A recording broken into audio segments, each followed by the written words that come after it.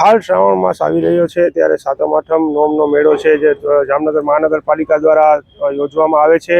તંત્ર દ્વારા પૂરા જોરશોરમાં અત્યારે તૈયારી ચાલી રહી છે। પ્રદર્શન ગ્રાઉન્ડમાં અત્યારે હાલમાં મેળો યોજાશે ત્યારે ઘણી જહેમત બાદ મનપા દ્વારા મેળો કરવામાં આવી રહ્યો છે। કોર્ટમાં એક વાદી દ્વારા જ્યારે ચુકાદો અરજી કરવામાં આવી હતી મેળાને લઈને। હંગામી એસટી બસ સ્ટેન્ડના કારણે 30% ગ્રાઉન્ડ અત્યારે મેળાનું છે કપાઈ ગયું છે। 70% ગ્રાઉન્ડમાં અત્યારે હાલ મેળો સર્જાઈ રહ્યો છે ત્યારે ખૂબ જ જામનગરની જનતા ખૂબ જ જોરશોરમાં છે। અત્યારે તમે જોઈ રહ્યા છો જે રીતના દ્રશ્યો કે હાલની જામનગરની જનતા ખૂબ જ જોરશોરમાં છે ત્યારે આ મેળાને લઈને ઉત્સાહ પણ ખૂબ જ જોવા મળી રહ્યો છે।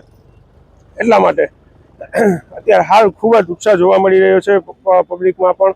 તો અત્યારે પણ કોર્ટમાં ચુકાદો હજી મેળાનો બાકી રહ્યો છે ત્યારે હવે કોર્ટમાં ચુકાદો થોડીક જ વારમાં મેળાનો આવવાનો છે ત્યારે આ મેળો શ્રાવણ માસના સાતમ આઠમ નોમ અને દસમના દિવસે યોજાતો હોય છે દર વર્ષે।